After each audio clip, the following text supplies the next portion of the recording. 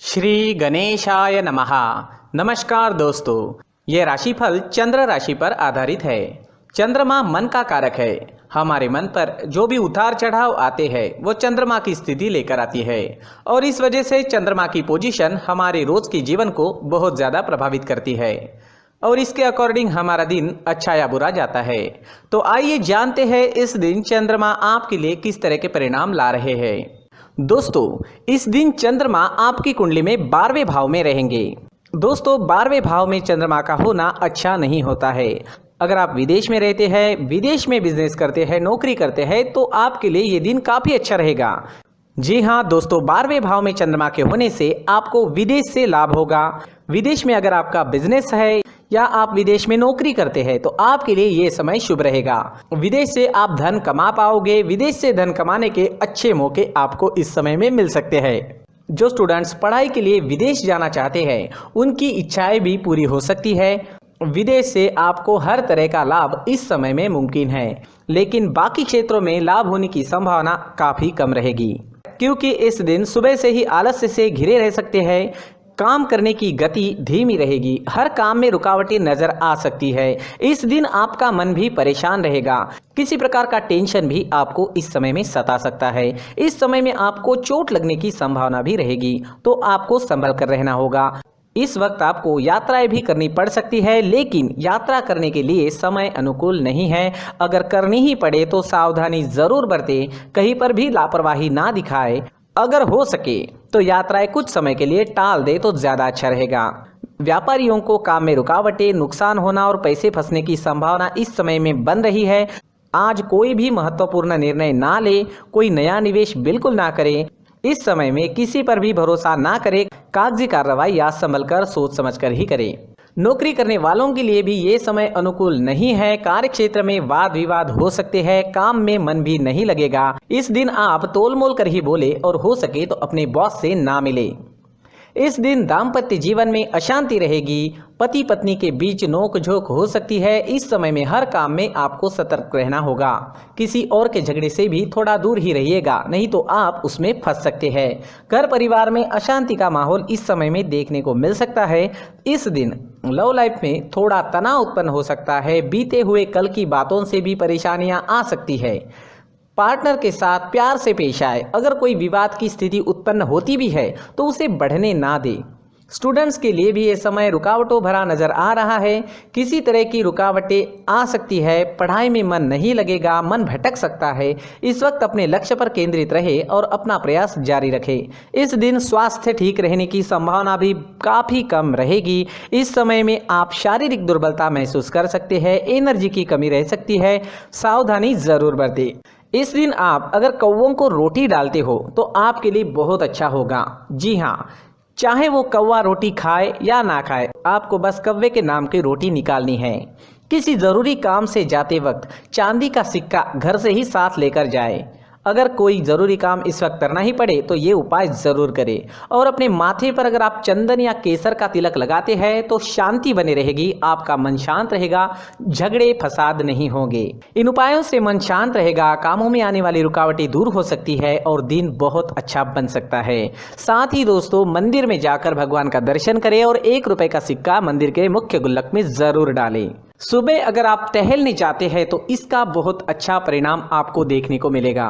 तो शरीर को ऑक्सीजन तो मिलता ही है, साथ ही दोस्तों नेचर में हीलिंग पावर्स होते हैं। उस वजह से हमारी एनर्जी में चेंजेस आते हैं। जो भी ग्रहों के निगेटिव इफेक्ट हम पर आ चुके हैं वो निकल सकते हैं और हमारा पूरा शरीर पॉजिटिव एनर्जी से भर सकता है।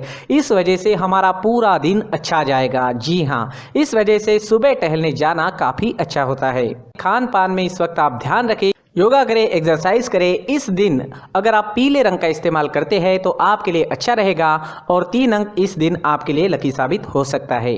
दोस्तों, ये राशिफल चंद्र राशि पर आधारित है। कभी कभी हमारी पर्सनल कुंडली में बाकी ग्रहों की पोजीशन कुछ इस तरह की होती है कि आपके राशिफल परिणाम में बदलाव दिख सकता है। इसलिए राशिफल को एक मार्गदर्शन के तौर पर लिया जाए तो ज्यादा अच्छा रहेगा। दोस्तों, सभी राशि के लोगों के लिए जीवन में आगे बढ़ने के लिए कुछ जरूरी बातें वीडियो में आगे बताई गई है, तो वीडियो आगे जरूर देखें। नमस्कार दोस्तों, व्यक्ति को अपने जीवन में सफल होने के लिए मेहनत के साथ साथ भाग्य का साथ होना भी बहुत ही आवश्यक होता है। अगर व्यक्ति का भाग्य उसका साथ देता है तो कम मेहनत में ही अधिक सफलता प्राप्त होती है। परंतु कई बार ऐसा देखा गया है कि व्यक्ति के जीवन में कई ऐसी घटनाएं घटित होती है जिसकी वजह से उसको बहुत सारी परेशानियों का सामना करना पड़ता है और इस स्थिति में व्यक्ति को बिल्कुल भी समझ नहीं आता कि ऐसा क्यों हो रहा है। दरअसल आपके घर में ही कुछ ऐसी चीजें होती है जो हमारे भाग्य को प्रभावित करती है, हमारे जीवन को प्रभावित करती है और उन चीज़ों के आसपास होते हुए भी हमें वो चीज़ें नज़र नहीं आती। वह चीज़ें हमारे चारों तरफ एक अजीब सा घेरा बनाकर रखती है, परंतु हम उसको नहीं देख पाते। इन चीज़ों से हमारे घर में और हमारे जीवन में नकारात्मकता फैलती है, जिसकी वजह से हमें नुकसान उठाना पड़ता है, जिसकी वजह से हमें भारी नुकसान उठाना पड़ता है। हम पूरी तरह से कंगाल हो सकते हैं। अगर आप कहीं बाहर से आते हैं और अपने जूते चप्पल इधर उधर कहीं भी उतार देते हैं तो ये अशुभ होता है, क्योंकि इधर उधर जूते चप्पल उतारने की आदत की वजह से आपको अपने जीवन में आगे बढ़ने में रुकावटें उत्पन्न होती है, इससे उन्नति में बाधा आती है। इसलिए आप अपने जूते चप्पलों को उनकी जगह पर ठीक प्रकार से रखें। दोस्तों, काफ़ी लोगों को इस तरह की आदत होती है, कहीं से भी बाहर से आते हैं, कहीं भी जूते चप्पल फेंक देते हैं, कहीं पर भी उतार देते हैं। कुछ लोग तो घर के एंट्री के मेन डोर के सामने ही जूते या चप्पल डायरेक्टली उतार देते हैं।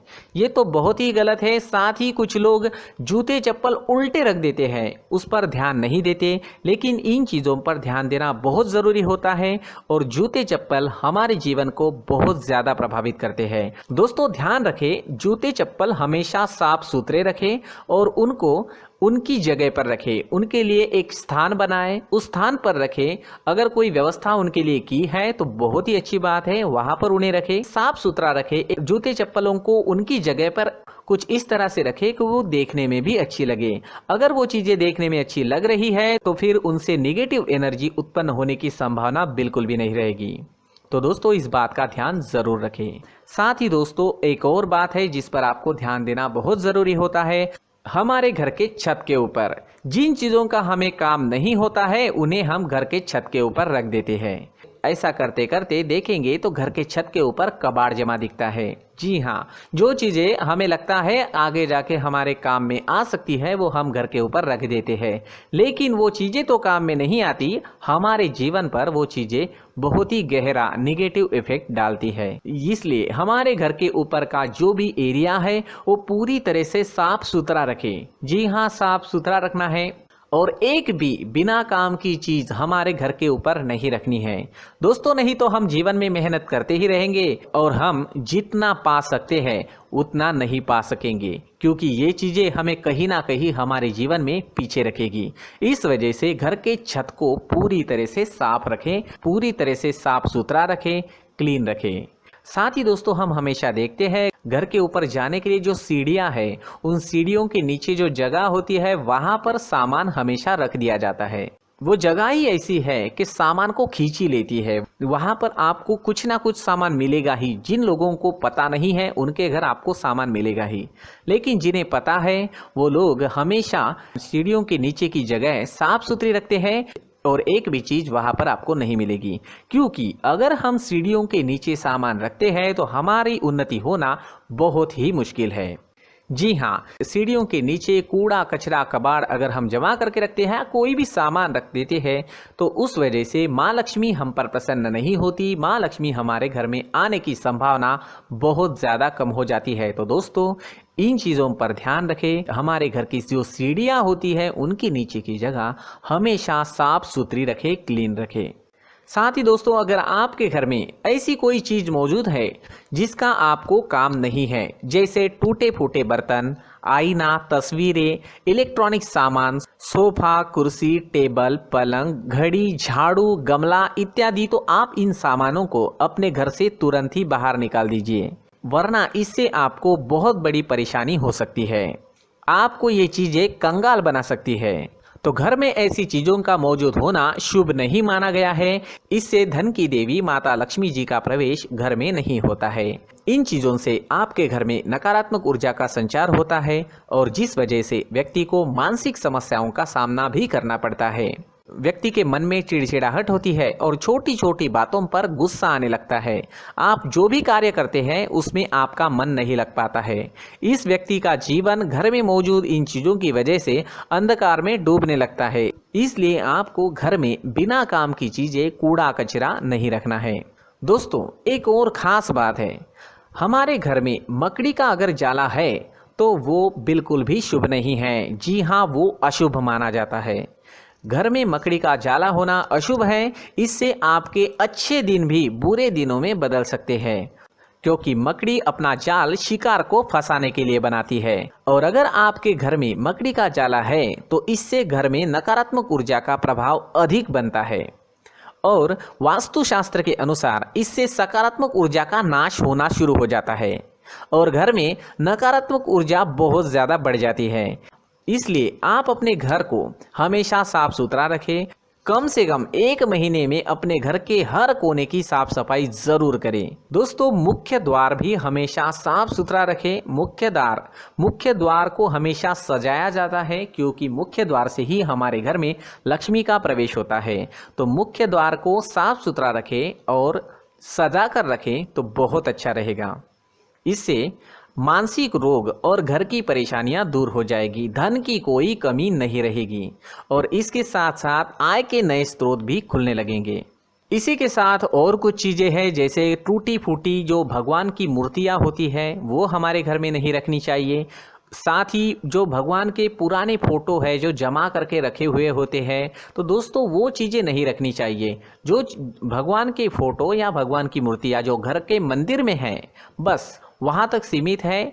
अगर आपके घर के शोकेस में भी वो मूर्तियाँ रखी है, कुछ फोटो रखे थे, उन्हें भी साफ करते रहना चाहिए। जिन चीज़ों को हम मेंटेन नहीं कर पाते, साफ नहीं रख पाते, उन चीज़ों को घर से हटा देना ही आपके लिए अच्छा रहेगा। साथ ही दोस्तों, कुछ तस्वीरें हैं, जैसे डूबते नाव की तस्वीर या फिर झगड़े की तस्वीर या फिर कुछ ऐसी तस्वीरें होती है जो देखते ही हमें समझ में आ जाता है कि ये तस्वीर निगेटिविटी दर्शा रही है। इस तरह की तस्वीर भी आपको आपके घर में नहीं रखनी है।